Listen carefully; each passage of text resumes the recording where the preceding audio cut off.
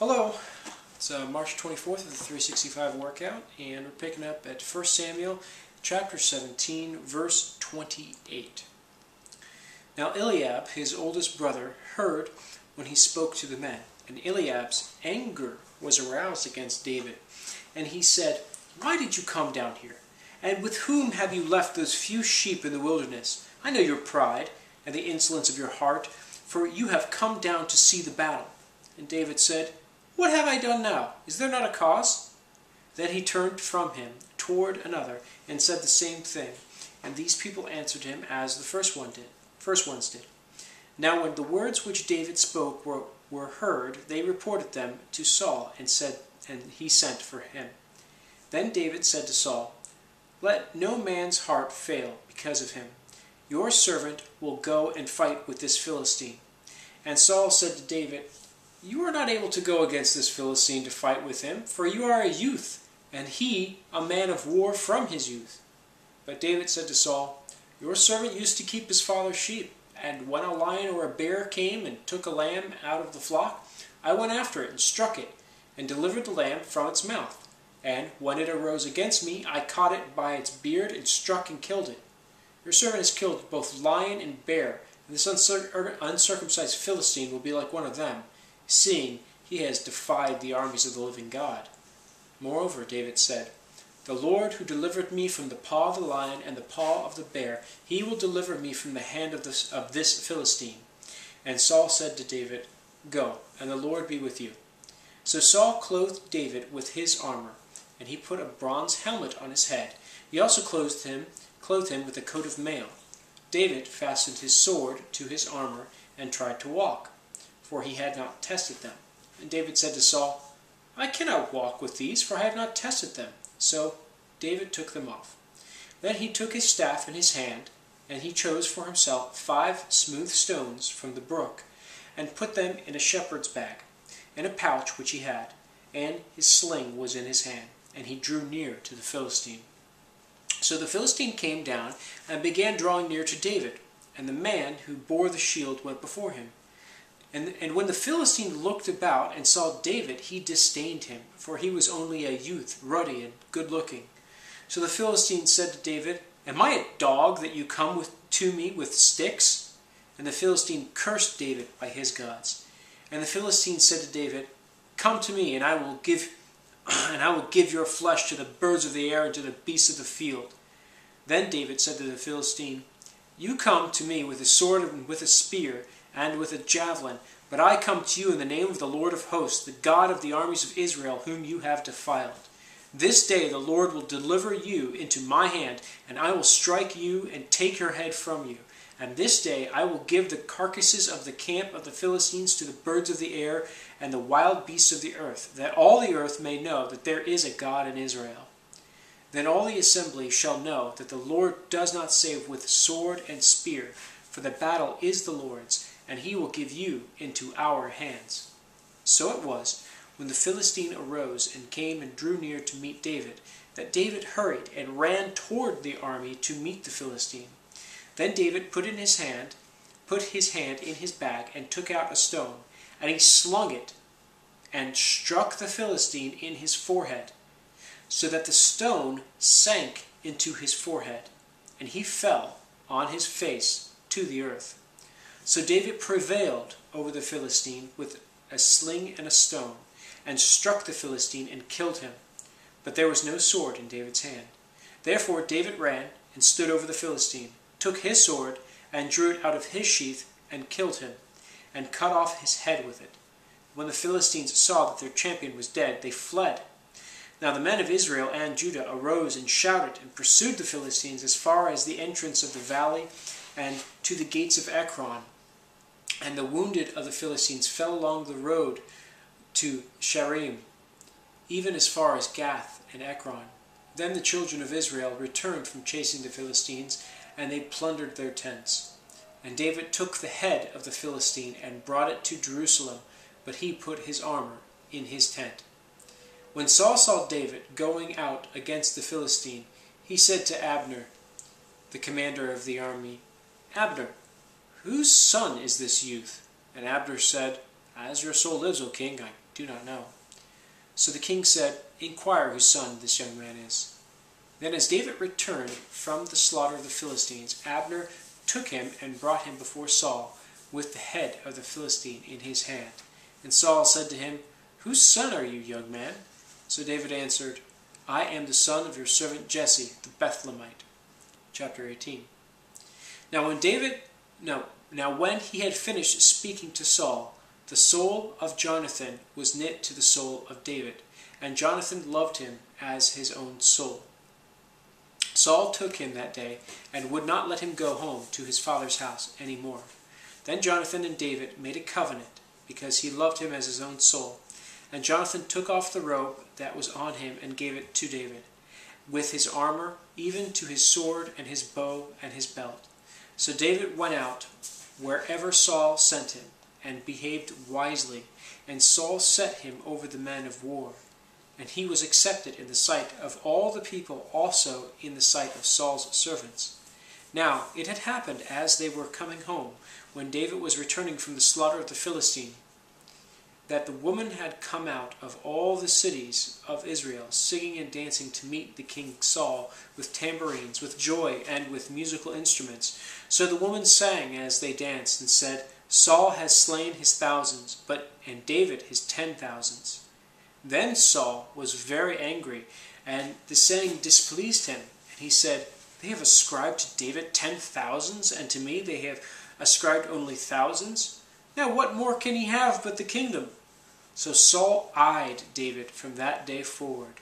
And it happened on the next day that the distressing spirit of God from God came upon Saul, and he prophesied inside the house.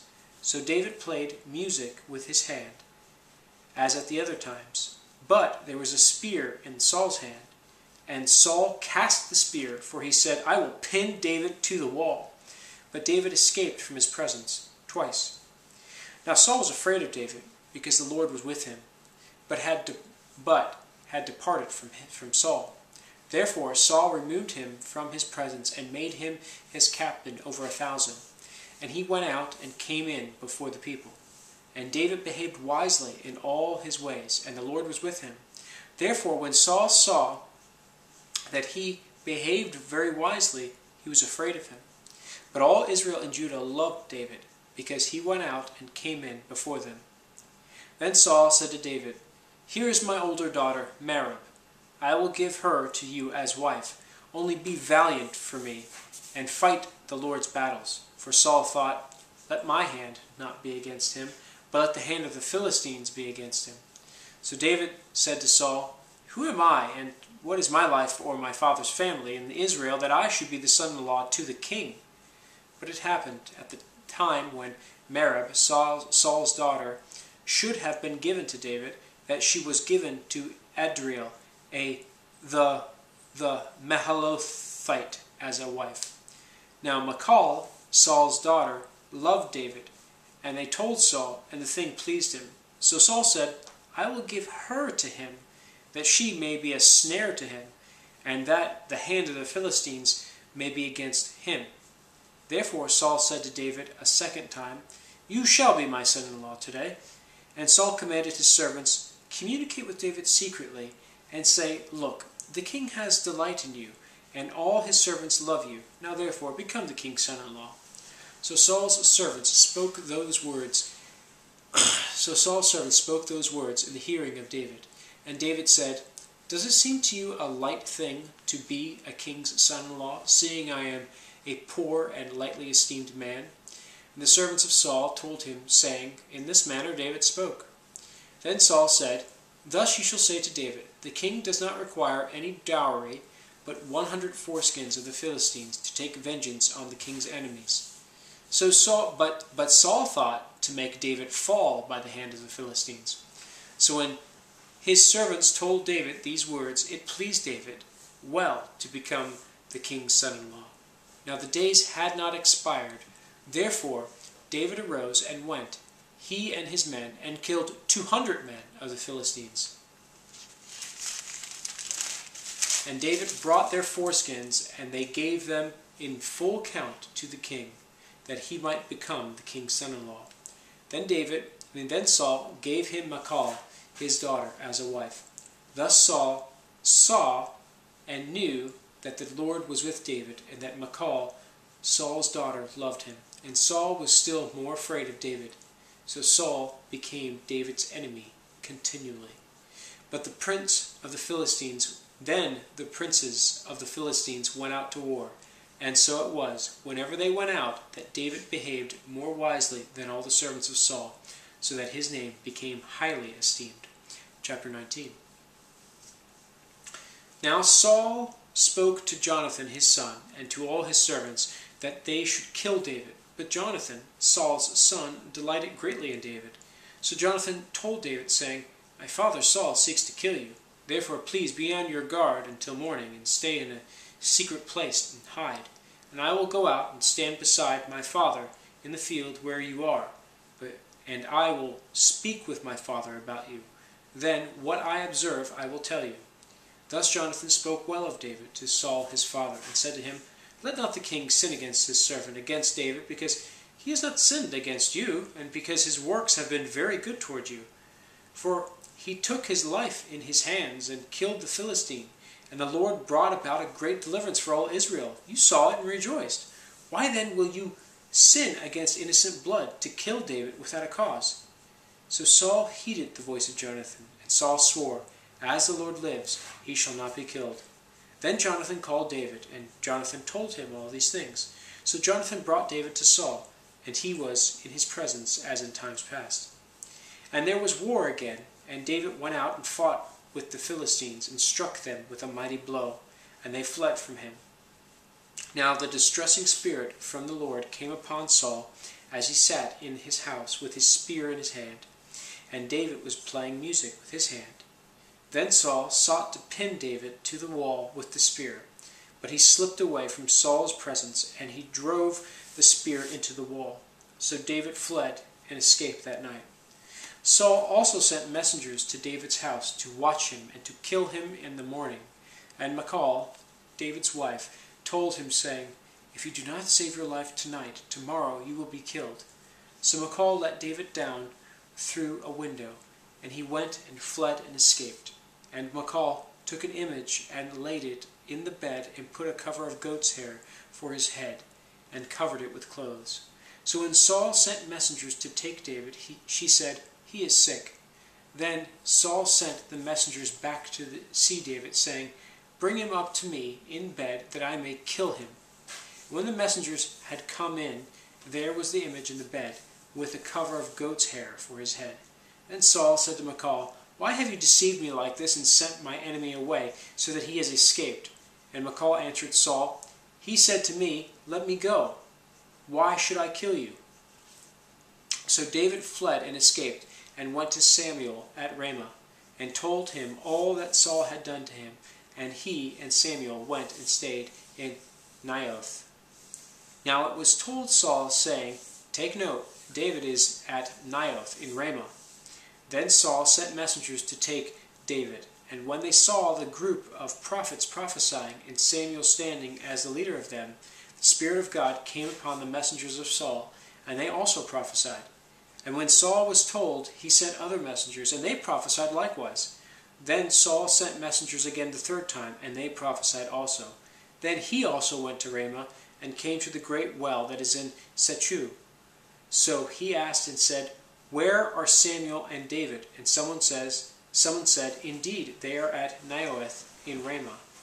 So he went there to Naioth in Ramah. Then the Spirit of God was upon him also, and he went on and prophesied until he came to Naioth in Ramah. And he also stripped off his clothes and prophesied before Samuel in like manner, and lay down naked all that day and all that night. Therefore they say, Is Saul also among the prophets? We'll end there. We're going to pick up tomorrow at chapter 20. Until then.